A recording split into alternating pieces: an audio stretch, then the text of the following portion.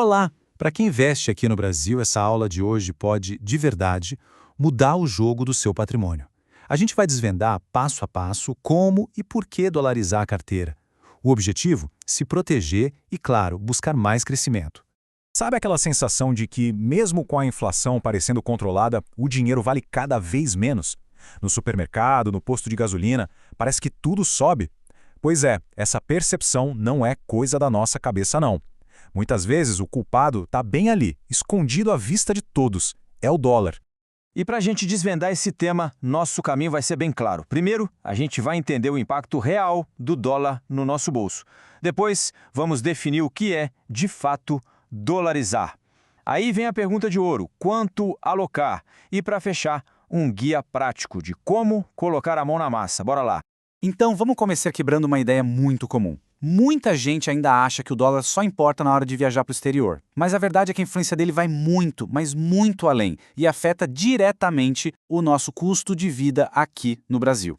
É só a gente pensar na nossa rotina. A gasolina, o preço do petróleo é em dólar.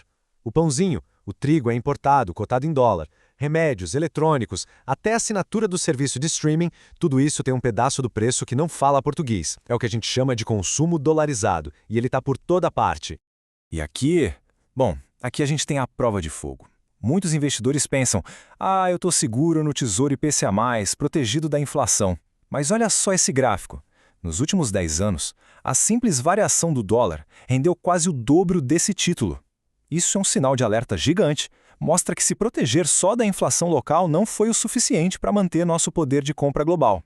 E isso nos leva a um conceito-chave, o tal do risco Brasil. É como diz William Castro Alves, para diminuir o risco da carteira, é preciso ter uma parte do capital que não seja afetada só por crises políticas ou econômicas daqui do nosso país. É uma forma de criar um equilíbrio, sabe? Uma proteção. Ok, o problema está claro. Mas qual é a solução? Vamos agora para a segunda parte, para entender a estratégia por trás da palavra. O que exatamente significa dolarizar? E aqui está o ponto mais importante de todos. Dolarizar não é comprar dólar de papel e guardar debaixo do colchão. Isso não é investir, é só trocar uma moeda pela outra. A verdadeira dolarização é uma estratégia. É investir em ativos como ações, títulos, fundos que geram valor em dólar. A diferença é gritante. De um lado, o dólar físico.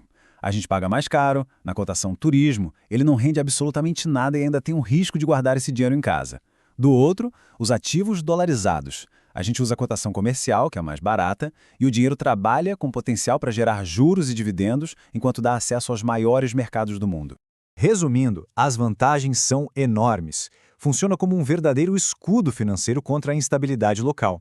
Você diversifica os riscos, acessa as maiores empresas do mundo, gigantes da tecnologia, da saúde, do consumo e, o mais importante de tudo, preserva o poder de compra no longo prazo.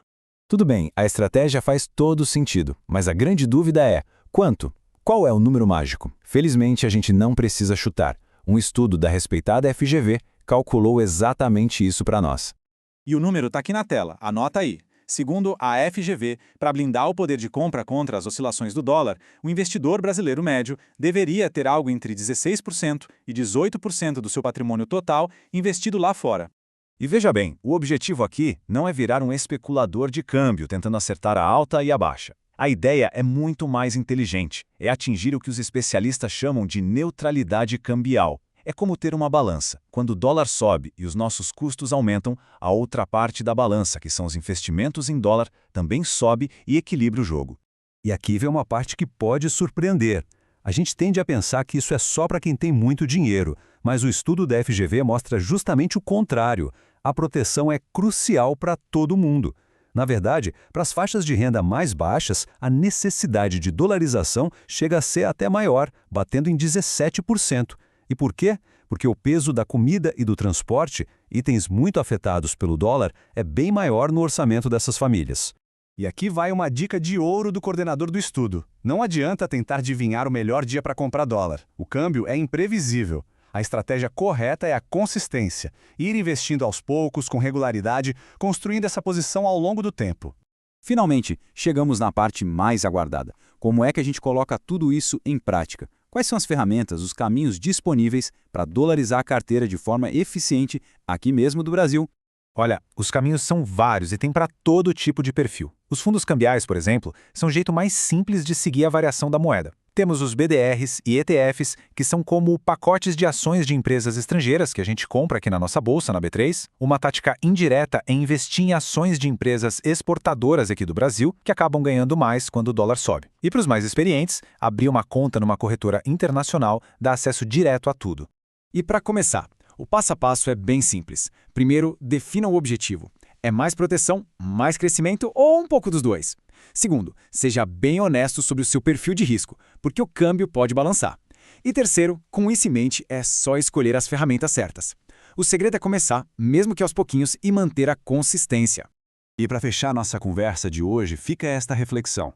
É hora de olhar para o próprio portfólio e se perguntar: ele está realmente diversificado ou, na prática, está todo concentrado no risco Brasil? Dolarizar uma parte do patrimônio deixou de ser uma opção. Hoje é um pilar fundamental de uma estratégia de investimento sólida e preparada para o futuro.